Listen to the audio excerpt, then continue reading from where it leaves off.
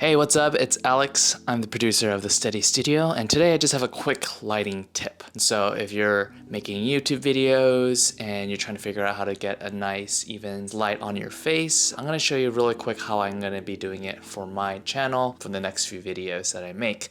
And so right now I have these overhead lights. They're just recessed lights, and you can see it's not bad. I'm looking at my face right now. It's evenly lit. It looks okay. It does make my skin look a little bit more orange, and you're not getting as much like dynamic lighting. Right behind me I have the Godox VL150 LED light. For some beginner content creators, this light might feel a little bit more expensive. There are a lot of other great options, but I'm gonna show you really quick without even like using like a big diffuser or like a softbox how you can get nice diffuse lighting. The issue with softboxes is that it can be really big and bulky, especially if you're working out of like a small bedroom like office. It can be hard to have like a diffuser in your room. Real quick, let's go ahead and just turn it on. And with this light, I'm at about 25%. So you can see immediately the lighting difference on my face. So this is off. Okay, and then this is on.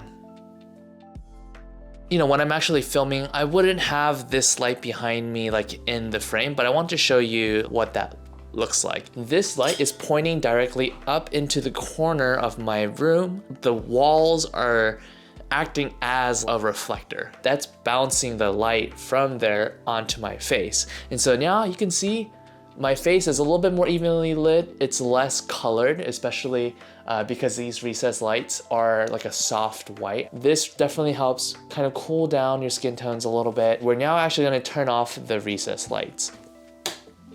And so now the scene looks like this. Now you're getting a little bit more of a spotlight on your face. The rest of the background kind of falls into sort of a shadow, and it's bringing more of that focus on my face. You can tell that there's more distance back there rather than the overhead recess lights, which made everything look a little flat. Also, you can see that depending on like where this points to, it changes the lighting on my face, right? So first we started off with this light pointing directly in that corner, and you can see how the lighting on my face looks. But then when I move it, let's say this direction to like there, you can see it's a much more like serious look. Hey, we need to have a talk.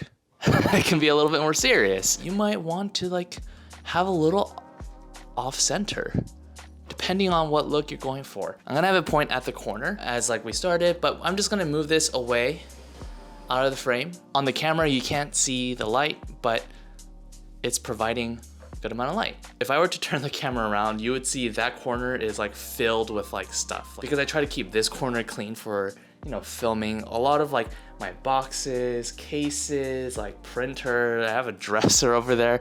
A lot of that stuff is just sitting in that corner, and it's not possible in this small bedroom office for me to put a whole light setup on that side. So this is a really good way to save space. Something that you can add to your background is additional light. So I have a smart bulb back there set up. It's one of the Kasa lights that I bought off of Amazon. It's not anything fancy. It's connected to my Wi-Fi, so I can just like activate it from my phone. And you can tell it's just a little nice pop of color. So we're starting in the off, and now we're gonna turn it on. So let me know how that looks. I got the RGB version, so I can now go ahead and, you know, depending on what color I want.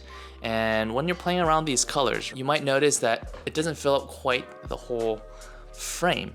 And one thing that you can do actually is lower the brightness of the light that we set up here. When we lower this, you can actually see that light in the background. Of course, the lighting on my face is getting a little darker, so what you can do to compensate for that is actually go ahead and change the lighting on your camera.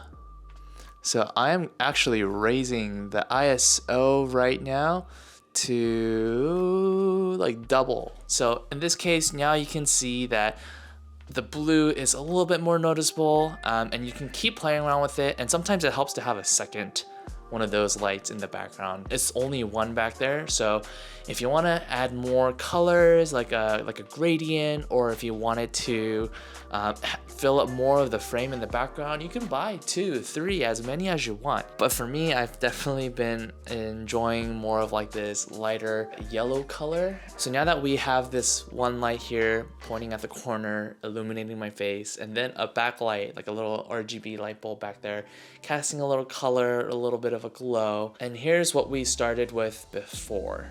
So this is what we started with, guys, and this is not a bad image, but little things like adding this light, turning off the overheads, and then turning on sort of like a light in the background, that really helps to make the image look more produced. And you don't need all of these things to make, you know, good content, but it doesn't hurt to invest a little bit into the image that you're creating. And I hope these tips can be helpful for you. I'll link the products that I'm using in this video down in the description below if you wanted to check them out yourself, but there's definitely a lot of alternatives. If you want to spend a little bit more, there's definitely nicer stuff. But if you like the results that I'm getting in this video right now, you don't always have to spend a lot of money to get good results. Let me know what you think in the comments down below. Is this something that you'll integrate into your setup? If you have any questions about anything related to content creation or production, leave it down in the comments down below. This is what I do for a living.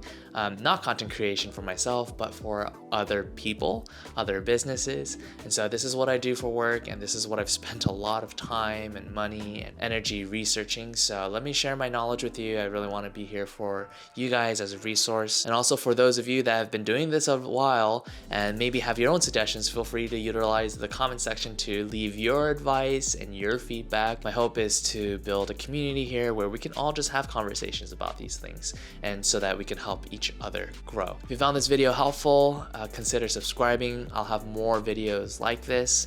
And again, please utilize me as a resource and use the comment section to let me know what videos I should make more about next, or what it is that you're struggling with. And that way I know how I can help you in these YouTube videos on this channel. So that's it for this one. I'll see you guys on the next one. Peace out.